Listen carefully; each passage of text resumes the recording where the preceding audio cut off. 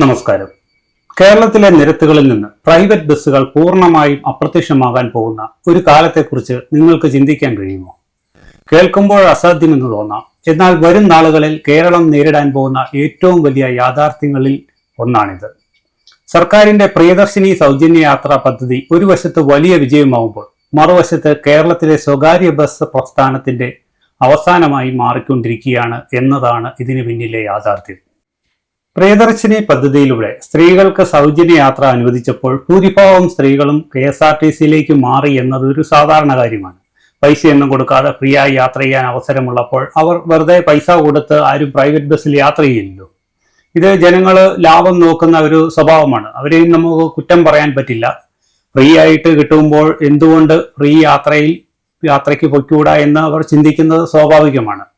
അതുപോലെ തന്നെ KSRTCയിലാണെങ്കിലും വളരെയധികം തിരക്കാണ്. ഈ സൗജന്യ യാത്ര നൽകിയത് കൊണ്ട് ഇരിക്കാൻ സീറ്റ് ഇല്ലെങ്കിലും ഭയങ്കരമായ ബുദ്ധിമുട്ടുകൾ സഹിച്ചാണേലും അവർ ഫ്രീ ആയിട്ട് പൈസ കൊടുക്കാതെ പോകാൻ പറ്റുമല്ലോ എന്നോർത്ത് അവർ ഈ കഷ്ടപ്പാടുകൾ സഹിച്ചും അവർ ആ ലാഭം നോക്കാൻ വേണ്ടി സ്ത്രീകൾ പ്രത്യേകിച്ച് ശ്രമിക്കുന്നുണ്ട്.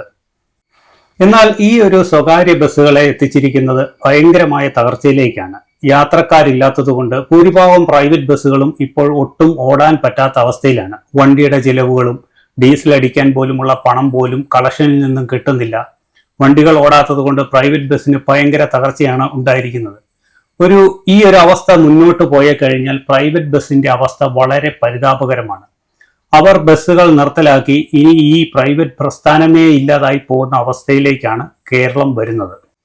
ഇത് വെറും ഒരു ബിസിനസ് നഷ്ടം മാത്രമല്ല, ലക്ഷക്കണക്കിന് കുടുംബങ്ങളുടെ നിലനിൽപ്പിന്റെ പ്രശ്നമാണ്. പല പ്രൈവറ്റ് ബസ് ഉടമകളും ഇപ്പോൾ വലിയ കടക്കണിയിലേക്ക് പോകും.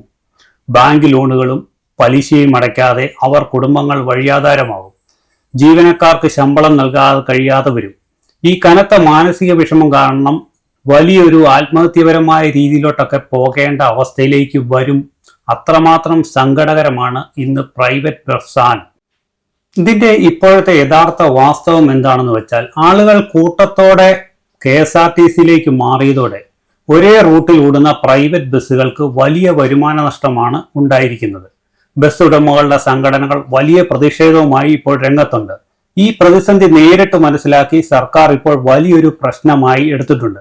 ബസ് ഉടമകളുടെ കഷ്ടപ്പാടുകൾ പഠിക്കാൻ ഒരു പ്രത്യേക സമിതിയെ വെക്കാനും അവരുമായി ചർച്ച നടത്താനും ഇപ്പോൾ തീരുമാനമായിട്ടുണ്ട്. കാരണം ഈ പ്രസ്ഥാനം തകർന്നാൽ അത് ജനങ്ങളെയും ബാധിക്കും. അപ്പോൾ ഈ ഒരു പ്രസ്ഥാനം വിജയിക്കണമെന്നുണ്ടെങ്കിൽ, ഈ ഒരു സൗജന്യ യാത്ര ശരിയായ രീതിയിൽ മുന്നോട്ട് പോകണമെന്നുണ്ടെങ്കിൽ പ്രൈവറ്റ് ബസ്സുകളിൽ കൂടി സൗജന്യ യാത്ര അനുവദിക്കണം. KSRTCയിലേക്ക് സർക്കാർ ഇപ്പോൾ കൊടുക്കുന്ന ആ തുക അതുപോലെ തന്നെ പ്രൈവറ്റ് ബസ്സുകൾ കൂടി കൊടുക്കുകയാണെങ്കിൽ ഈ ഒരു പദ്ധതി നല്ല രീതിയിൽ മുന്നോട്ട് പോകും. അല്ലാതെ KSRTCയിൽ മാത്രമായിട്ട് ഈ ഒരു പദ്ധതി ചുരുക്കാൻ ശ്രമിച്ചാൽ പ്രൈവറ്റ് പ്രസ്ഥാനം ഇന്ന് പറയുന്ന ഈ സംഭവം കേരളത്തിൽ തന്നെ ഇല്ലാതാവും. കേരളത്തിന് ഇത് തുടച്ചു മാറ്റേണ്ട അവസ്ഥ വരും. അതുകൊണ്ട് സർക്കാർ ഇതിന് ശരിയായ രീതിയിൽ ഒരു നല്ല മാർഗം തിരഞ്ഞെടുക്കുകയാണെങ്കിൽ അത് അവരെ സഹായിക്കും. ഒരുപക്ഷെ ഈ പ്രതിസന്ധി കാരണം ചിലപ്പോൾ ഈ ഒരു പദ്ധതി തന്നെ സർക്കാർ നിർത്തലാക്കാനും സാധ്യതയുണ്ട്. സർക്കാർ നല്ലൊരു തീരുമാനം എടുക്കുമെന്ന് നമുക്ക് പ്രതീക്ഷിക്കാം. അതുപോലെ തന്നെ നിങ്ങളുടെ അഭിപ്രായങ്ങൾ താഴെ കമന്റ് ചെയ്യുക. അതുപോലെ തന്നെ നമ്മൾ നേരത്തെ ഒരു വീഡിയോ ചെയ്തിട്ടുണ്ടായിരുന്നു പ്രിയദർശിനിയെ കുറിച്ച്.